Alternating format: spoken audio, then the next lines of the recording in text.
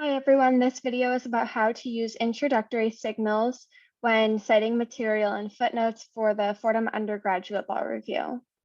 So introductory signals are used to indicate to the reader how the citation that you're providing in a footnote relates to the sentence or clause that you're citing, including if the cited material supports the sentence or clause or if it refutes it, etc.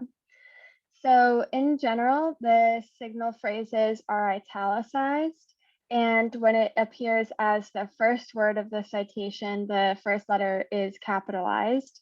But if it appears in the middle of a footnote, if you're citing two materials, you can separate the footnotes using a semicolon and use a lowercase letter for the first introductory signal.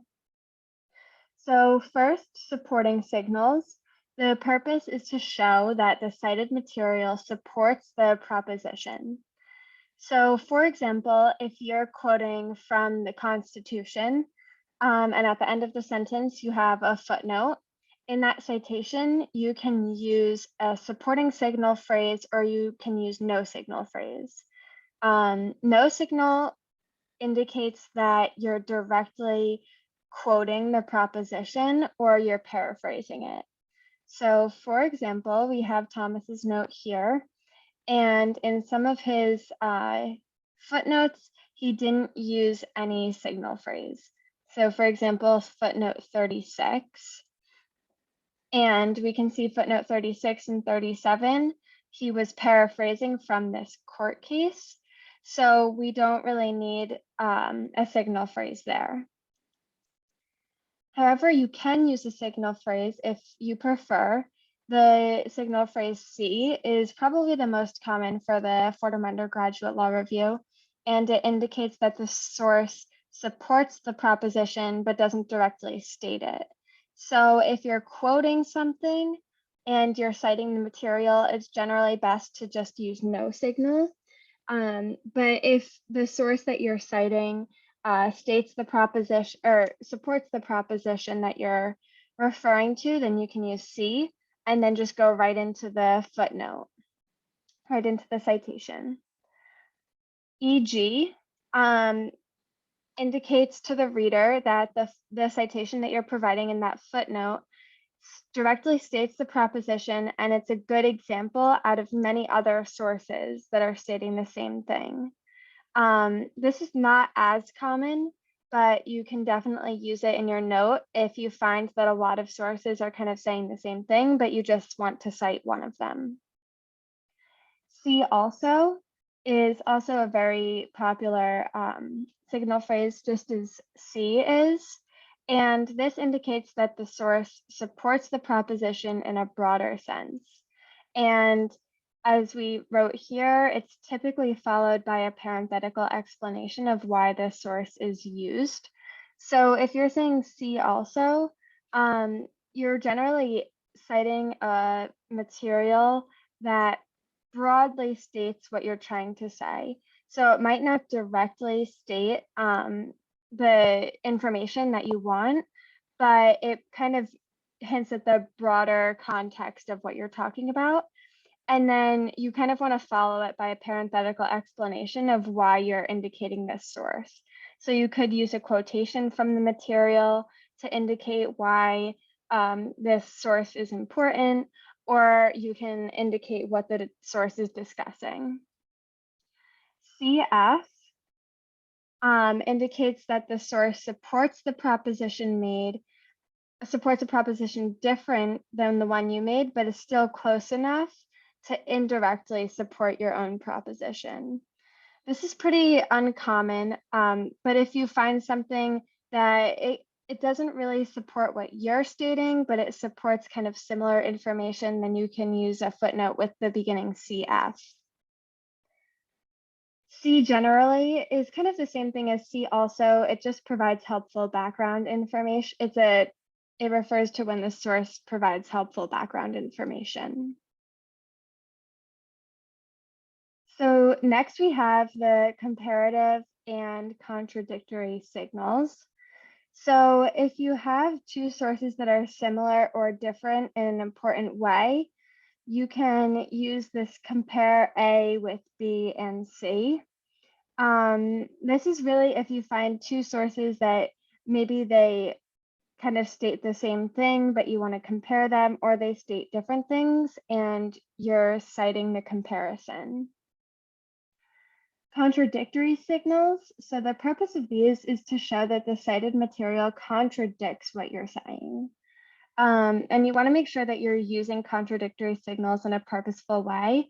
You don't want to cite material that will disprove your argument, but sometimes it is really helpful to cite material that contradicts a certain sentence so that you could show maybe there's inconsistency in a certain law or something like that. So contra is used when the source that you're citing directly states a proposition contrary to what you're saying. So if, for example, your sentence is the sky is blue, and then you're citing a material that says the sky is red, that would be a good instance of when you're using contra. Another contradictory signal is but C, and this means that the source supports but doesn't directly state a proposition contrary to your proposition. So these two, contra and but C, are kind of the same way that no signal and C work for supporting signals. One is that it directly states a proposition, and the other one is that it supports it but doesn't directly state it. And finally, but CF, this means that the source supports a proposition that somewhat disputes your proposition. So if it's not directly contradictory, but it's still kind of against what you're saying, you can use but CF. So overall, when you're using signal phrases, you want to make sure that the word is italicized. And when you're using the signal phrases, we can go up to these citations. You capitalize the first letter, but if you're citing more than one material, you can cite it as see also or another phrase, and separate the two citations in one footnote using a semicolon, and then use a lowercase letter for the first letter of the signal phrase. So lastly, I'm going to talk about the short forms that we use for citations. So short forms are used when the full citation of the material that you're citing has been stated in a previous footnote, and now you're not going to keep restating the entire full citation. You can just use a shortened form for the material. So in general, it's best to use our style and citation guide, and each source that we have listed, we indicate how to use the short form, underlined here, short form, and all of the citations that we provide, we have a short form indicated.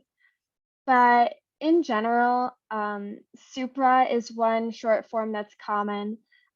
It's only used for certain materials, so definitely make sure you check out the short forms for each specific citation that you're using. And again, it's used when the certain material has been cited previously. And you can see some examples of how supra has been used here. But in general, there are different guidelines with using supra as a short form. So you want to make sure that you check out the short form for each citation. ID is a very commonly used short form because it's used when the immediately preceding footnote is the same material that you cited. So for example, if I'm citing the Constitution in footnote number 2 and in footnote number 3, I can just cite ID in footnote number 3, and that indicates to the reader, look to the above citation. And then you can also just indicate the page number if it's a different page number, but the same material. And if you're using a signal phrase, you can just lowercase the I and then have the capital S, CID at 13. So for example, Thomas here used CID that again just refers, we can look right up at the information above. When we see ID here, we can go through and it just indicates, look up to the above citation to find what information we're referring to, what source we're referring to. And then again, we already went through this, but multiple citations in one footnote. So when you're citing multiple sources, use a semicolon to separate the two sources. So this is if you're citing multiple sources in one footnote. And don't capitalize the first letter of the second signal phrase. So in general, you can cite numerous materials in one footnote as long as it all directly relates to the sentence or proposition that the footnote is attached to. So overall, hopefully this was helpful in introducing the signal phrases. Again, no signal and C are the most popular, but definitely experiment with these and try to implement them into your notes.